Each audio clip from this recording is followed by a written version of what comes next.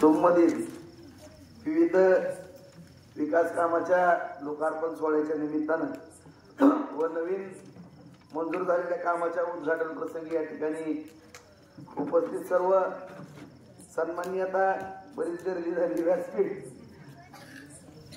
समोर बसलेली सगळे माझी वडीलधारी मंडळी, तरुण मित्र बांधव, माझ्या सर्व उपस्थित माता भगिनी या सर्वांना अभिवादन करून आज या ठिकाणी आताच सरांनी प्रास्ताविक मध्ये पहिली लांबलचक यादी या ठिकाणी वाचून दाखवली आणि खऱ्या अर्थानं माझ्यासारख्या कार्यकर्त्याकडनं या ठिकाणी प्रत्येक गावागावामध्ये या आपलं सगळ्यांचं ऋण फेडण्याची संधी माझ्यासारख्या कार्यकर्त्याला मिळाली सर, ती माझं भाग्य समजतो.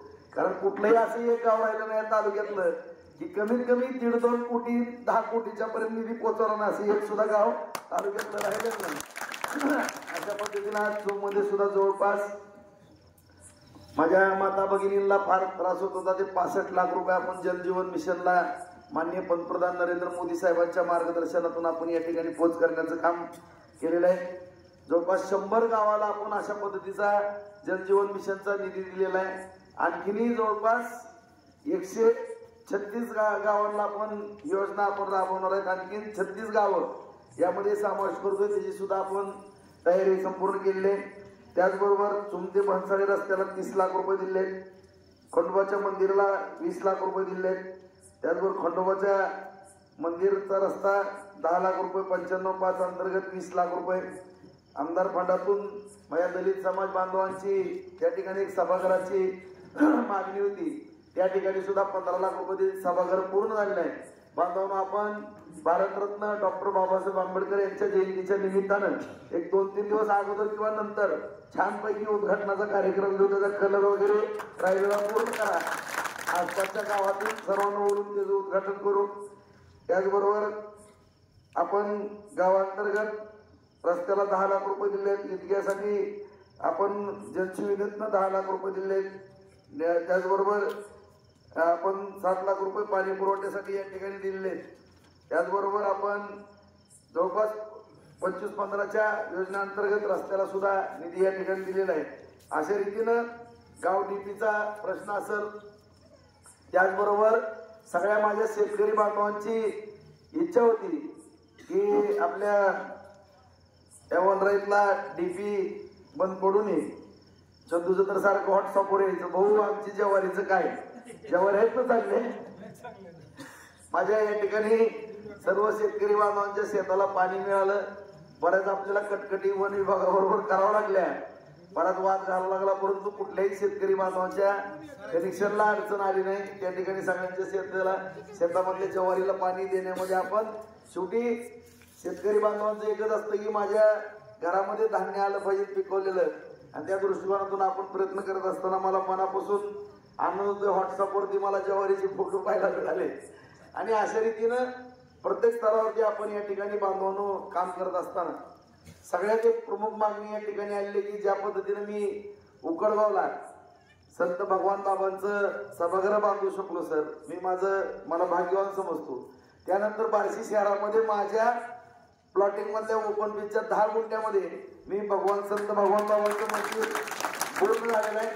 आता सगळ्यांच्या उपस्थितीमध्ये, सगळ्या समाज बांधवांच्या उपस्थितीमध्ये त्या ठिकाणी मूर्तीची प्रतिष्ठापना आपण सगळेजण करू आणि सगळेजण गेट टुगेदर माझ्याकडनं एक गोड जेवण पण त्या ठिकाणी सगळ्यांनी घ्यायचं, अशा पद्धतीने आपण सुंदर कार्यक्रम करू. आणि या ठिकाणी सुद्धा मध्ये मी 25 लाख रुपये एप्रिलमध्ये दिले म्हणून समजा, आणि या ठिकाणी भगवान बाबाचं मंदिरही आपण या ठिकाणी करू, कारण आपल्या सर्वांचं ते श्रद्धास्थान आहे.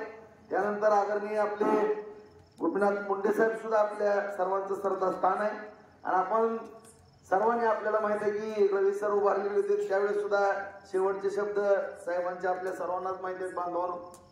आणि या ठिकाणी अशा पद्धतीने काम करत असताना आताच मी कोरेगावला गेलो, फक्त एवढंच व्हायला लागलंय की मी काम मोठ्या प्रमाणामध्ये करू शकलो बांधवांनो. जवळपास माझ्या माहितीप्रमाणे 15 महिन्यामध्ये रात्रीचा दिवस करून आपण उपसा सिंचन योजना असेल, शेतकऱ्यांच्या पाण्याचा प्रश्न, साठवण तलाव आहेत, बंधारे आहेत आपले नागझरी भोगावतीवरचे, चांदणी नदीवरचे, त्याचबरोबर उपसा सिंचनला 700 कोटीची मंजुरी असेल, बार्शी शहराला 296 कोटीची पाणी पुरवठ्याची योजना असेल, प्रत्येक गावागावामध्ये 50 लाख 1 कोटी 2 कोटीच्या पाणी पुरवठ्याची योजना असतील, रस्ते असतील, गटारी, दिवाबत्ती 2500 कोटीहून अधिक निधी आपण या ठिकाणी आणू शकतो. आज एवढे मोठे रस्ते सुद्धा आपल्याला आगळगाव वगैरे कटेगाव सगळ्या रस्त्यांची कामं चालू आहेत. प्रत्येक रस्त्यांना सुद्धा मुख्यमंत्री सडक योजना, पंतप्रधान सडक योजना, पीडब्ल्यूडीच्या माध्यमातून, ग्रामीण रस्त्याच्या माध्यमातून 3054 असेल, 5054 असेल, या सगळ्या स्तरावरती 450 ते 500 कोटी रुपये आपण तालुक्याला आणले. आज या ठिकाणी एवढ्या मोठ्या प्रमाणामध्ये आपण काम करत असताना गाव पातळीवर सुद्धा अंतर्गत रस्त्याच्या बाबतीमध्ये या ठिकाणी काम करत असताना मनापासून आनंद होतोय. काम करताना मला प्रचंड वेळ मिळतो मित्रांनो, परंतु सगळ्या गावांची इच्छा होती. मध्यंतरी बरीच गावं झाली, माझी 50 गावं झाली फिरून. मी पूर्ण दौरा करायचा होता, परंतु तो आरक्षणचा थोडा विषय आणि मला काही जणांनी सल्ला दिला की भाऊ थोडं थांबा, त्यामुळं 1 महिन्याचा गॅप पडला. नाहीतर मी सुद्धा उत्सुक होतो की सगळ्यांना भेटण्याकरता, खऱ्या अर्थानं मी काम करण्याकरता वेळ दिला, परंतु माझा सत्कार करून घेण्याकरता मला वेळ मिळाला तरी चालेल.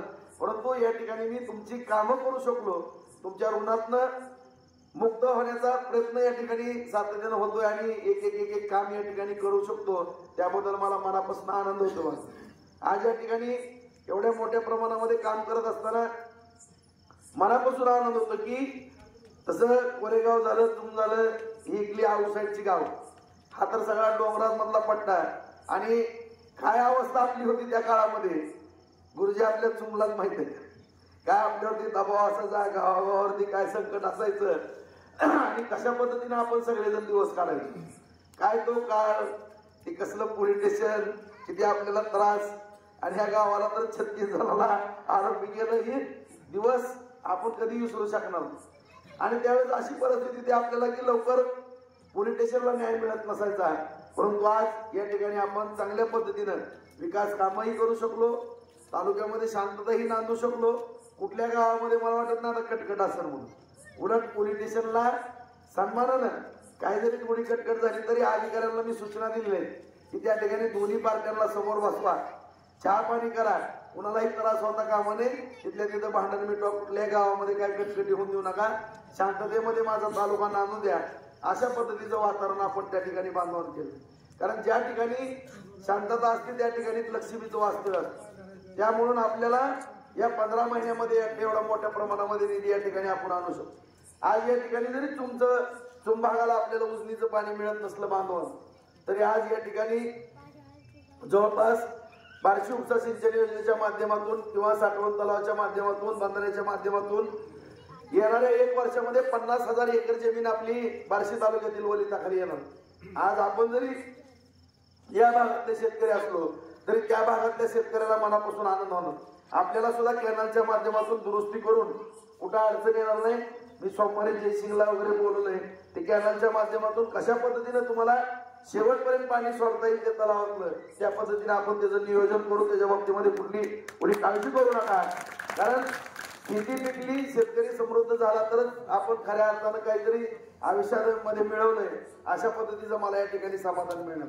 त्याचबरोबर आपल्या तालुक्यामध्ये मी काम करत असताना बांधवांनो, शेतीचं पाणी आणि तरुणांच्या हाताला काम, हे 2 उद्दिष्ट डोळ्यासमोर ठेवून काम करत होतो. आज MIDC सुद्धा जवळपास निम्मे प्लॉट गेलेले, त्या ठिकाणी छोटे मोठे उद्योग सुरू व्हायला गेलेत. त्या ठिकाणचा लाईटचा प्रश्न सोडलेला आहे, पाण्याचा प्रश्न सोडलेला आहे आणि लवकरच 1 वर्षाच्या आत MIDC 100% भरलेली असेल, ते कमीत कमी 8 ते 10,000 तरुणांना त्या ठिकाणी रोजगार मिळणार आहे. आपल्याला पुण्याला किंवा कुठं पिंपरी चिंचवडला जाण्याची गरज पडणार नाही, अशा पद्धतीचं त्या ठिकाणी नियोजन केलेलं आहे. वैरागला सुद्धा आपण नवीन एक MIDC करतोय, त्या भागातील तरुणांना त्या ठिकाणी रोजगार मिळण्याच्या दृष्टीने आज पाण्यावरती, रोजगारावरती आपण या ठिकाणी काम करत असताना ह्या तर मूलभूत सुविधा आहेत. आपले रस्ते, सभागृह, गटारी, दिवाबत्ती, पिण्याचं स्वच्छ पाणी, ह्या तर सुविधा आपण या ठिकाणी केल्या, परंतु आपल्या पोटापाण्याची सुद्धा प्रश्न या ठिकाणी सोडवणं अत्यंत गरजेचं आहे. आज आपल्याला माहित आहे की कृषी उत्पन्न बाजार समितीच्या माध्यमातून काम करत असताना त्यावेळेची बाजार समिती आणि आता रणवीरला तुम्ही चेअरमन केलं, त्यावेळेची बाजार समिती पाहिली असेल, तो काळ कसा होता ना आताचा काळ कसा. आज 5 वर्ष होऊन गेली, एका सुद्धा शेतकऱ्याची पट्टी बुडवण्याचं कुणी धाडस केलं. आज एवढी शानदार बाजार समिती त्या ठिकाणी आपण जवळपास मला आठवतं की त्यांच्या ताब्यामध्ये बाजार समिती असताना 1.5-2 कोटीचं सुद्धा उत्पन्न नसायचं। पहिल्या वर्षी बाजार समिती ताब्यात आली 7 कोटीचं उत्पन्न झालं, दुसऱ्या वर्षी 8 कोटीचं झालं, तिसऱ्या वर्षी 12 कोटीचं, चौथ्या वर्षीचं 12 कोटीचं, आता 5व्या वर्षी 12-12.5 कोटी रुपयाचं उत्पन्न झालं। तीच बाजार समिती, तीच माणसं, फक्त सत्ता बदलली की उत्पन्न वाढलं आणि त्या आलेल्या उत्पन्नात आपण मोठ्या प्रमाणामध्ये बाजार समिती सुद्धा रस्ते असतील, गटरे असतील, दिवाबत्ती असेल, सौर ऊर्जेचा प्रकल्प असेल, आज बाजार इकडे आणला, वेअर हाऊस केले, त्या ठिकाणी कोल्ड स्टोरेजची कामं चालू आहेत।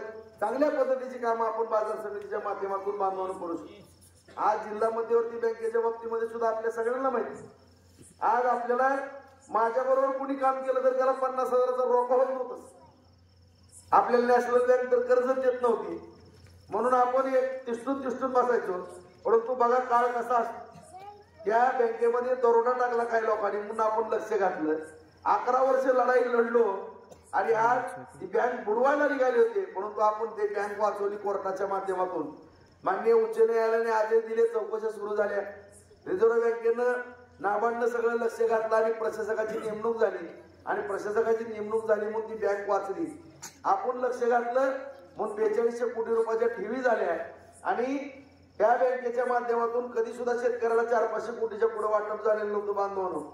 ह्या वर्षीचं जर रेकॉर्ड पाहिलं तुम्ही की फडणवीस साहेबांनी सांगितलं की राजीव बँकेकडे लक्ष द्या आणि लक्ष दिल्यापासून जिल्ह्यामध्ये 1900 कोटी रुपये 4200 कोटी मधून शेतकऱ्याला वाटप करण्याचे काम या ठिकाणी आपण आणि जी बँक माझ्याबरोबर माझा प्रचार केला म्हणून 50,000 रुपयाचे कर्ज देत नव्हती, दूध नासवायची, दूध देत नव्हती, दुधाची आता अडचण काय नाही, परंतु त्या बँकेमध्ये आज आपल्या शब्दावरती 10-20 कोटी रुपये कारखानदाराला सुद्धा मिळाले। ही परिस्थिती बदलली। आज या ठिकाणी मला आठवतं की ह्याच पटांगणात मी यायचो, तुम्हाला मत मागून जायचं आणि तुम्ही पहिल्या दिवसापासून मी जसं राजकारणात आलो खंबीरपणानं, कुणाला जेलमध्ये जावं लागलं, मार खावा लागला, काय वाटलं ती बघावं लागलं, परंतु माझी कधी साथ सोडली नाही। माझ्यासारख्या कार्यकर्त्याला हातातल्या फोडासारखं तुम्ही सांभाळण्याचं या ठिकाणी बांधून काम केलं आणि ह्या सगळ्या गोष्टीची जाणीव आहे। त्यामुळे अखंडपणानं सकाळी 6-6:15 वाजल्यापासून जी कामाला सुरुवात करतो ती रात्री 10:30-11 वाजेपर्यंत नॉनस्टॉप काम करतो। त्याचं एकमेव कारण आहे की तुम्ही दिलेलं प्रेम आणि त्या प्रेमाची उतराई करण्याचा मी आटोकाट प्रयत्न करतो। किती जरी काम केलं मी तरी कमीच आहे माझ्या दृष्टिकोनातून, तो जेवढं जास्तीत जास्त काम तुमच्या करता येईल तेवढ्या या ठिकाणी मी प्रामाणिकपणानं प्रयत्न करणार। कधी सुद्धा राजेंद्र कुठं चुकलाय म्हणून तुमची मान कधी सुद्धा खाली जाणार नाही, एवढा मी शपथपूर्ण या ठिकाणी तुम्हाला शब्द देतो। कधी सुद्धा माझ्याकडनं कुठली चूक होणार नाही। रात्रीचा दिवस करून प्रामाणिकपणाने मी तुमची सेवा करत या ठिकाणी सातत्यानं बसणार। आज या ठिकाणी असंख्य शासनाच्या योजना आहेत। आज मगाच आता मी कोरेगाव मध्ये सगळ्यांना सांगितलं की नव्याने एक योजना, कारण आपला हा डोंगरी पट्टा आहे, या ठिकाणी 2, 3, 4, 5 एकरचा माझा शेतकरी बांधव, या ठिकाणी कुणी केळीचं पीक घेणार नाही किंवा कुणी ऊसाचं पीक घेणार नाही याची मला जाणीव आहे। ज्वारी किंवा सोयाबीनवरती आपली उपजीविका करणारा माझा शेतकरी बांधव आहे, परंतु ह्याची सुद्धा उन्नती व्हावी या दृष्टिकोनातून काही शासनाचे गायीच्या बाबतीमध्ये, सबसिडीच्या बाबतीमध्ये प्रोजेक्ट आणले, काही शेळी पालनाच्या बाबतीमध्ये काही प्रोजेक्ट आणले, त्याची सगळी माहिती मी तुम्हाला लवकरात लवकर देतो। त्या ठिकाणी मोठ्या प्रमाणामध्ये सबसिडी आणल्या आहेत, त्या योजना तुमच्यापर्यंत पोहोचवण्याचं काम करतो। महिला बचत गटाच्या माध्यमातून माझ्या माता भगिनी मोठ्या प्रमाणामध्ये काम करत आहेत, त्यांना जी काय मदत लागायची किंवा बँकेच्या माध्यमातून जे काही सहकार्य करायचे त्या माता भगिनींनी या ठिकाणी सातत्यानं आपल्या सगळ्या सरपंच किंवा आपल्या बॉडीला पाठपुरावा करावा। त्या ठिकाणी आपल्या ऑफिसला एक पॅरल, जशी शासनाची एक यंत्रणा आहे तशी आपल्या ऑफिसला काही यंत्रणा आपण उभा केलेली आहे। आता 5 मुलं त्या ठिकाणी ज्यांना त्या योजनेची माहिती आहे ती 5 मुलं त्या ठिकाणी वॉर रूम केलेली आहे, कुठल्याही योजनेची माहिती त्या ठिकाणी मिळणार आहे। आयुष्यमान भारत असेल किंवा महात्मा ज्योतिराव फुले योजना असेल, दवाखान्याच्या बाबतीमधले कुठली योजना असेल किंवा विश्वकर्मा योजना असेल, या सगळ्या योजना तुमच्यापर्यंत पोहोचवण्याच्या दृष्टिकोनातून आपल्या ऑफिसवरती एकदम सक्षम अशी यंत्रणा त्या ठिकाणी उभी केलेली।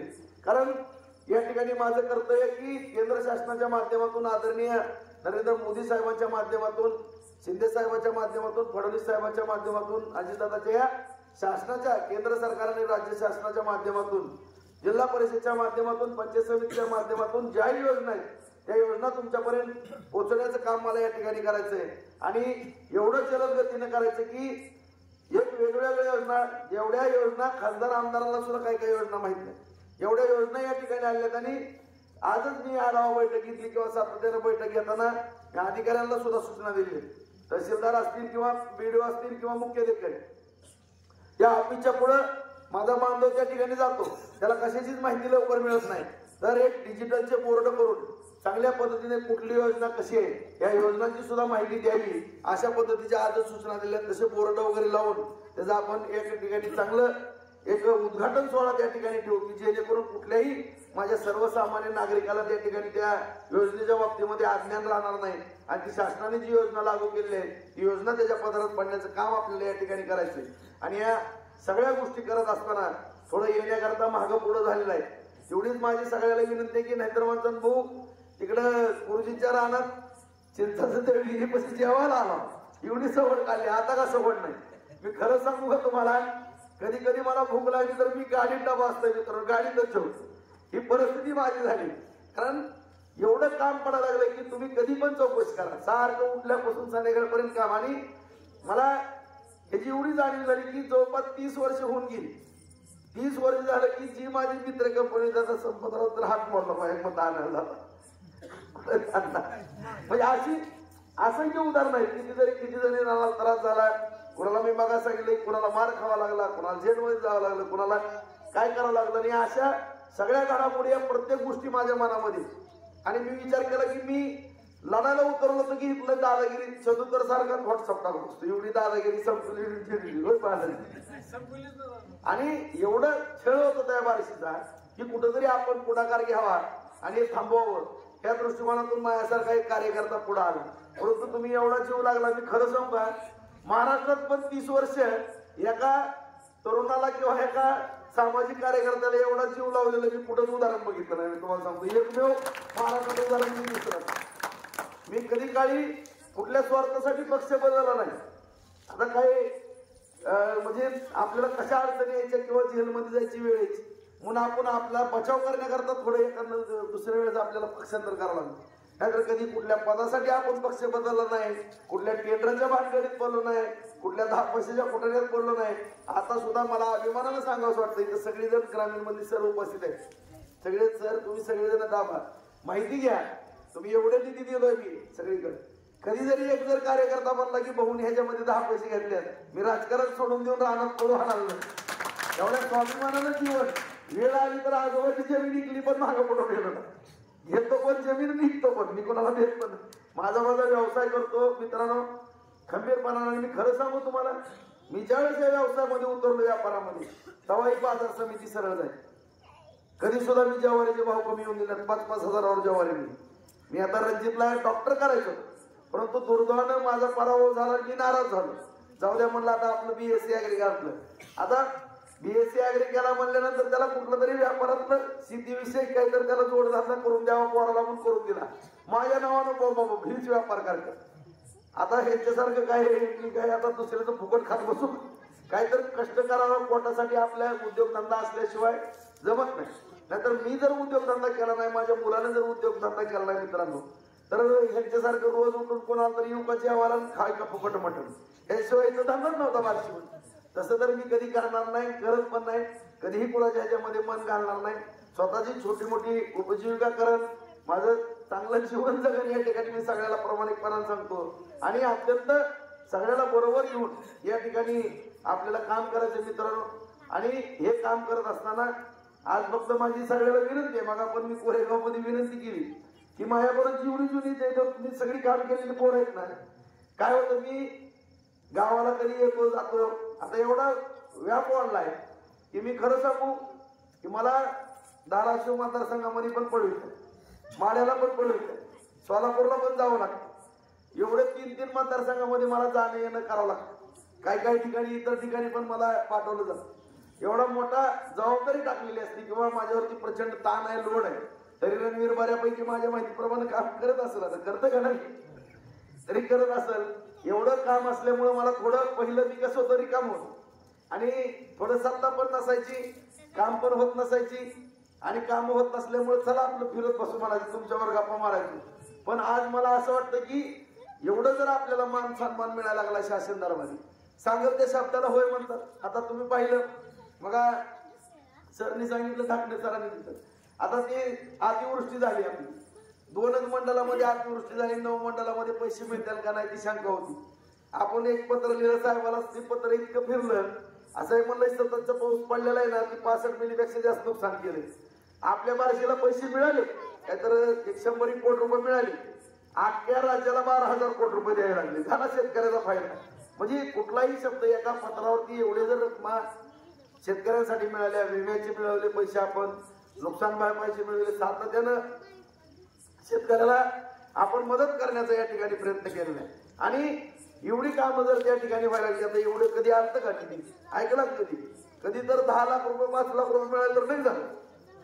एखाद्या गावाला कोट्यावधी रुपयाचा निधी येत असेल आणि मी जर बार्शीमध्ये फिरत बसत असेल इथंच, तर माझ्यासारखा दुर्दैवी माणूस कोण नसेल. मी तुम्हाला मला आणखीन एवढी कामं भरपूर होऊ द्या, परत मला किती फिरवायचं तेवढं फिरवा. एक तर आपली 2-2.5 वर्ष कोरोनामध्ये गेली, सगळी भयानक अशी परिस्थिती निर्माण झाली आणि कमी बॉल आणि जास्त रन करायची वेळ माझ्यावरती आहे.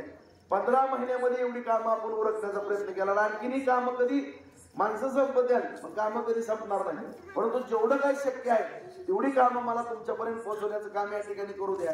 फक्त माझी एवढी विनंती आहे मित्रांनो की ह्या डोंगरी भागामध्ये मगाच मी सांगितल्याप्रमाणे एक बैठक घेतो मी. या ठिकाणी जर आपल्या प्रपंचाला हातभार लावायचा म्हणलं तर आपल्याला हे 2-3 विषय आपल्याला चांगले, त्याला सबसिडी आहे त्याच्या बाबतीमध्ये. नाही तर म्हणतात राजभाऊ आम्हाला नोकऱ्या मित्रांनो सगळ्यांना लागणार नाही. कुणी स्वप्न बघत जाऊ नका. मी तर म्हणजे काय अशी चुकीची स्वप्न बघण्याच्या विरोधात असतो. ज्याला लागते बिचाराला, तू नशिबान बाबा तुला लकी ड्रॉ लागला आणि 100 तरुण आहेत, 100 तरुणांना किती जणांना नोकरी लागणार आहे? 1 किंवा 2 नोकरी लागणार आहे का? 100. परंतु बाकीच्याला आपल्या शेतीविषयक पूरक जो विषय आहे त्या जोडधंद्याशी निगडीत राहावं लागलं.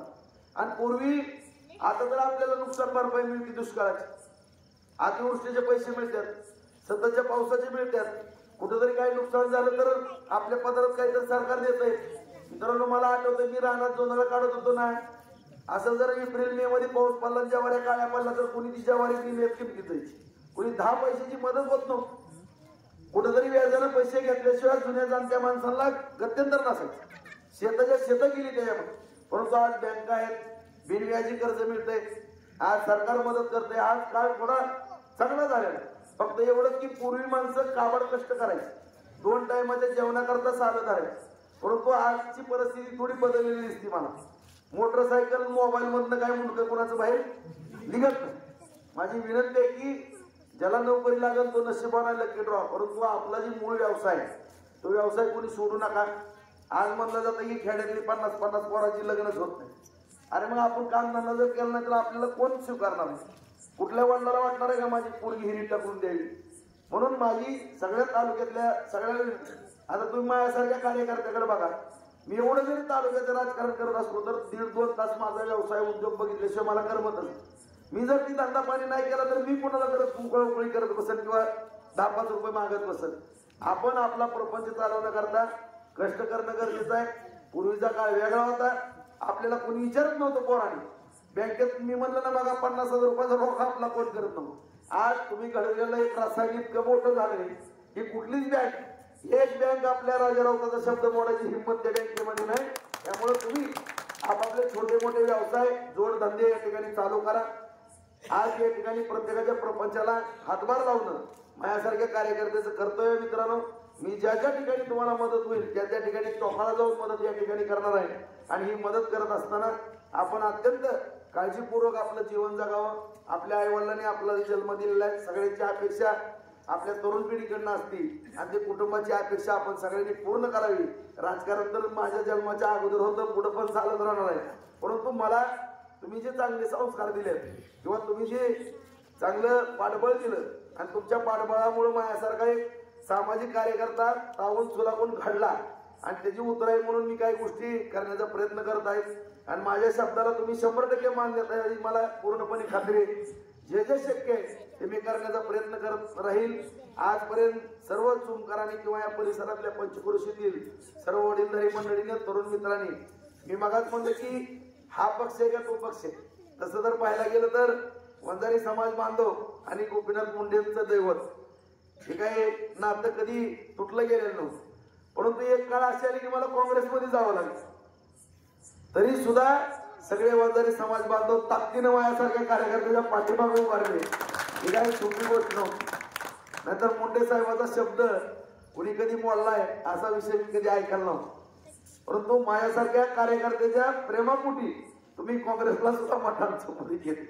ही गोष्ट मी माझ्यासारखा कोरेगाव असेल, चुम असेल, कडकोणी किंवा उकडगाव असेल, उंबरग, ही काय कळमवाडी, ही काही गोष्टी मी विसरणाऱ्यापैकी कार्यकर्ता नाही. प्रत्येक मला मी जसं राजकारणात आलो पहिल्या दिवशी माझ्या जीवनात काय घडलंय त्या प्रत्येक गोष्टीची मला जाणीव आहे आणि जाणीव ठेवणारा कार्यकर्ता. त्याच्यामुळे तुम्ही काळजी करू नका. भविष्य काळ आपल्या बार्शीचा उज्ज्वल आहे. जो मराठवाड्याचं प्रवेशद्वार म्हणून आपल्या बार्शीचा सोन्याचा धूर निघत होता किंवा सोन्याचा धूर म्हणजे सगळं सुबत्ता होती. प्रत्येक जण 2 टाइम चांगलं जेवण खाऊन करून जीवन जगत होता. ती परिस्थिती आपण पुन्हा एकदा या ठिकाणी मित्रांनो बार्शीमध्ये आणू. त्या दृष्टीनं आपलं पावलं पडत आहे. बागायत क्षेत्र होतंय, MIDC वाढली, सोयाबीनचा एक प्लॅट झालेला आहे, डाळीचे प्लॅट व्हायला लागले, त्यांनी केलेला आहे. आणखीन शिंदे म्हणून आहेत त्यांनी केलेला आहे. आणखीन 10-12 जण पुढे येणार आहेत. दुर्दैवानं सोयाबीनचे भाव कमी जास्त जागतिक पातळीवर व्हायला लागलेत. नंतर आणखीन 3 प्लॅट करणारी माणसांनी तयार केली. त्याच्यामुळं तुमच्या कच्च्या मालाला भाव मिळणार आहे, रोजगार मिळणार आहे, पाणी मिळणार आहे आणि ह्या सगळ्या गोष्टी मिळल्या की ऑटोमॅटिक अर्थकारण वाढणार आहे आणि अर्थकारण वाढलं की सगळे सुखी समाधानी होणार आहेत. त्यामुळं सर्वांनी एक दिलानं एक जीवानं राहावा.